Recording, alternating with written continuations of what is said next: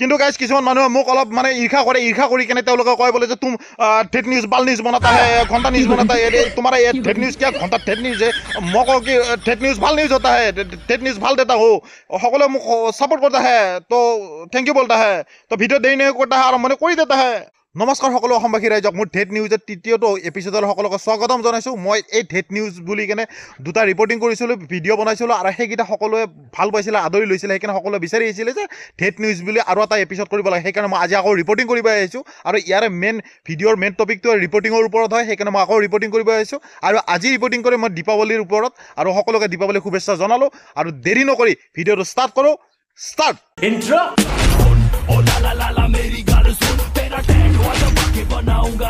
ঠেট নিউজৰ তৃতীয়টো এপিছ'ডৰ ৰিপৰ্টিং কৰিবলৈ মই আহি পাইছোঁ কেলিফৰ্ণিয়াৰ পৰা একেবাৰে ওচৰতে লাগি থকা মাত্ৰ 30,000 কিলোমিটাৰ দূৰত এই ডুমুৰিচকী গাঁৱত এই ডুমুৰিচকী গাঁৱৰ যিখিনি শ্মশান আছে সেই শ্মশানৰ ওচৰত আহি পাইছোঁ আৰু ইয়াৰ পৰা মই ৰিপৰ্টিং কৰিবলৈ আৰম্ভ কৰিছোঁ আৰু প্ৰথম ৰিপৰ্টিংটো হৈছে আমাৰ দীপাৱলীৰ ওপৰত যিহেতু দীপাৱলী চলি আছে আৰু দীপাৱলীৰ কাৰণে সকলোৰে ঘৰে ঘৰে চাফ চিকুণৰ কামবিলাক কৰা হৈছে সকলোৰে ঘৰত চাফাই অভিযান চলোৱা হৈছিলে আমাৰ ঘৰত এতিয়া চাফাই অভিযান চলালে কি বস্তু পায় যেনেকুৱা পুৰণা ভাঙা চিঙা চশমা পোৱা যায় খালী টেমা পোৱা যায় ক'ৰবাত পৰি থকা নহ'লে ক'ৰবাত কলম চলম নহ'লে চিৰাকানি পোৱা যায় ঠিক তেনেকৈ আম্বানীৰ ঘৰতো তেওঁলোকে চাফাই অভিযান চলাইছিলে ঘৰৰ কৰ্মচাৰীবিলাকে আৰু তেওঁলোকে চাফাই অভিযান চলাওঁতে তাতে 3টা ফ্ল'ৰ পাইছে নতুন ফ্ল'ৰ পাইছে 3টা যিকেইটা নেকি আগতে তেওঁলোকে বিচাৰি পোৱা নাছিলে ফ্ল'ৰকেইটা আৰু তাৰে লগত 3 BHK 2টা ফ্লেটো পাইছে আৰু গোটেইখিনি যেতিয়া আম্বানীজীক জনোৱা হৈছিলে জনোৱা হোৱাৰ লগে লগে আম্বানীজীয়ে কৈছে যিহেতু অতদিনেদি এইকেইটা মই বিচাৰি পোৱা নাছিলোঁ যিকেইটা কৰ্মচাৰীয়ে কৈছে কি তহঁতে এই ফ্ল'ৰকেইটা ৰাখি ল আৰু সেই ফ্লেটকেইটা তহঁতে ৰাখি ল আৰু আম্বানীজীয়ে এইখিনি মন্তব্য শুনাৰ লগে লগে মোৰ মনটো বহুত ভাল লাগিছে সঁচাকৈ মই বুজি পাইছোঁ যে আম্বানীজীয়ে সঁচাকৈ দয়ালু তেওঁ অতদিনেদি বিচাৰি নোপোৱা ফ্লাইটকেইটা আৰু লগতে ফ্ল'ৰকেইটা যিহেতু তেওঁৰ কৰ্মচাৰী বিচাৰি পাইছে সিহঁতকে গিফ্ট দি দিছে দেৱালীৰ ওপৰত দি দিছে তেওঁলোকক আমাৰ ঠেট নিউজৰ তৰফৰ পৰা তেওঁলোকক আন্তৰিক শুভেচ্ছা জ্ঞাপন কৰিছোঁ যিকেইটা কৰ্মচাৰীয়ে পালে আৰু তাৰে লগতে আমি ঠেট নিউজৰ তৰফৰ পৰা বাৰে বাৰে ঠেট বুলি কৈ কেনে আমাৰ যিগৰাকী আম্বানীজী আছে আম্বানীক আমি ধন্যবাদ জনাইছোঁ যে তেওঁলোক ইমান ডাঙৰ কাম এটা কৰিছে ধন্যবাদ আম্বানীজী ঠেট নিউজ আৰু তাৰে পিছৰ খবৰটো হৈছে আম্বানীজীৰ ঘৰত যেনেকুৱা কাম চলিছে দিৱালীৰ কাৰণে আদানীজীৰ ঘৰতো কাম চলিছিল আৰু আদানীজীৰ ঘৰত কাম চলি থাকোঁতে কৰ্মচাৰীকেইটাই যেতিয়া গেৰেজটো চাফা কৰি আছিলে আদানীজীৰ তেতিয়া তেওঁ তাৰে ভিতৰত 2খন নতুন গাড়ী পাইছিলে কোনা এটাত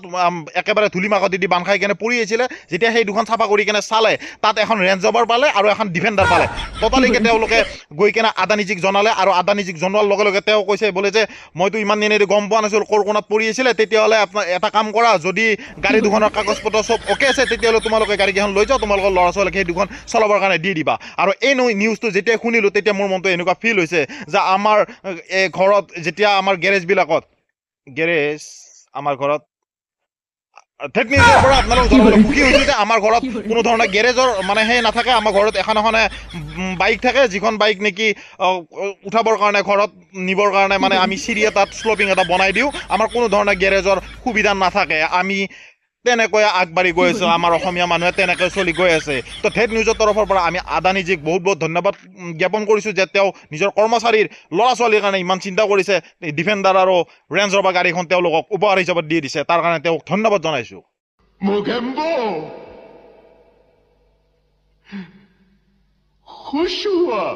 আৰু ঠেট নিউজৰ তৃতীয়টো খবৰ আহিছে আপোনাৰ জুৱেলাৰী দোকানবিলাকৰ পৰা যিহেতু দিৱালীৰ কাৰণে জুৱেলাৰী আৰু ধনতেৰছৰ কাৰণে জুৱেলাৰীবিলাকে সকলো ডাঙৰ অফাৰবিলাক দি আছে হেভি ডিছকাউণ্ট দি আছে সেইকাৰণে ধনী মানুহবিলাকে বহুতে গ'ল্ড কিনিছে আৰু সেই তাৰে লগতে আমাৰ গৰীব মানুহবিলাকৰ পিছুৱাই থকা নাই আমাৰ গৰীব মানুহবিলাকেও গ'ল্ড কিনিছে ধনী মানুহ গ'ল্ডৰ চেইন কিনিছে আমাৰ গৰীব মানুহবিলাকে গ'ল্ডৰ মেৰিগ'ল্ড বিস্কুট কিনিছে ধনী মানুহবিলাকে গ'ল্ডৰ ইয়াৰিং কিনিছে গৰীব মানুহবিলাকে গ'ল্ডৰ চাফলা গ'ল্ড তেল কিনিছে ধনী মানুহগিৰে গ'ল্ডৰ আঙুঠি কিনিছে আমাৰ গৰীব মানুহবিলাকে গ'ল্ড ফ্লেগ কিনিছে কিন্তু গ'ল্ড কিনিছে আমাৰ গৰীব মানুহ পিছুৱাই থকা নাই এতিয়া ধনী মানুহ যিমান যেনেকৈ আগবাঢ়ি গৈ আছে আমাৰ গৰীব মানুহবিলাকক তেনেকুৱাকৈ আগবাঢ়ি গৈ আছে আৰু এনেকৈ আগবাঢ়ি গৈ থাকক তাৰ কাৰণে আমাৰ ঠেট নিউজৰ তৰফৰ পৰা আন্তৰিক শুভেচ্ছা জ্ঞাপন কৰিছোঁ আমাৰ গৰীব মানুহকেইটাক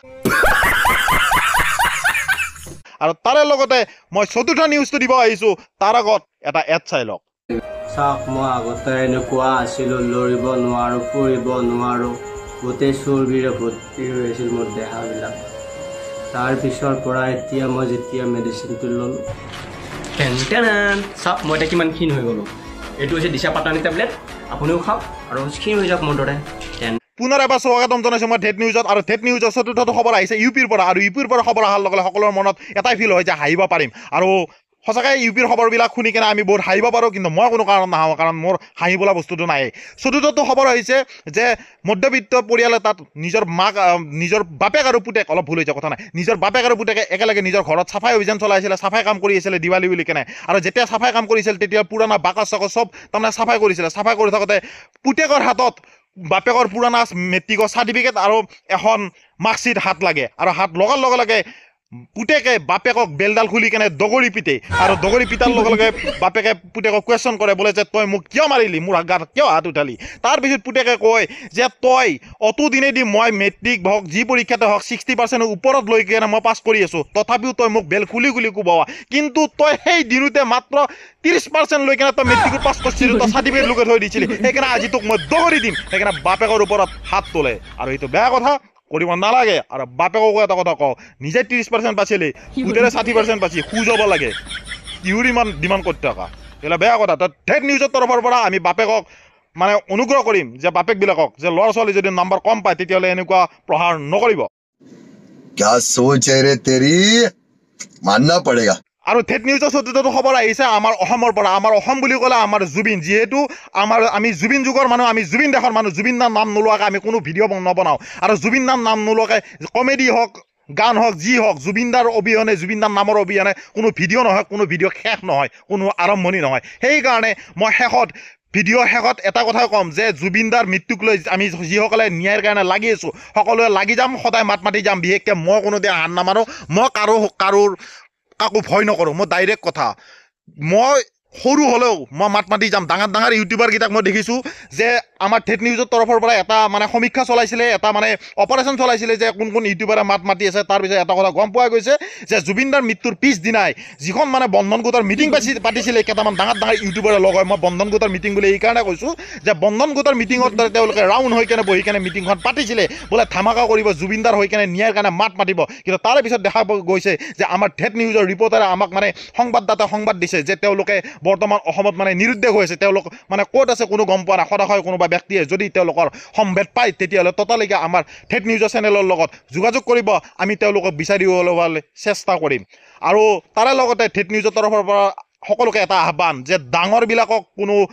আশা কৰি বহি নাথাকিব, সৰু হ'লেও আগবাঢ়ি আহক, ওলাই আহক, জুবিনদাৰ কাৰণে মাত মাতি যাওঁ। জয় অসম, জয় জুবিন দা। তো ঠেট নিউজৰ তৰফৰ পৰা আপোনালোকক দিৱালী সকলোৰে শুভেচ্ছা জনালোঁ। আৰু ঠেট নিউজৰ তৰফৰ পৰা আপোনালোকক মই যিখিনি আজি ৰিপৰ্টিং কৰিলোঁ, যদি ভিডিঅ'টো ভাল লাগিছে, ৰিপৰ্টিং ভাল লাগিছে,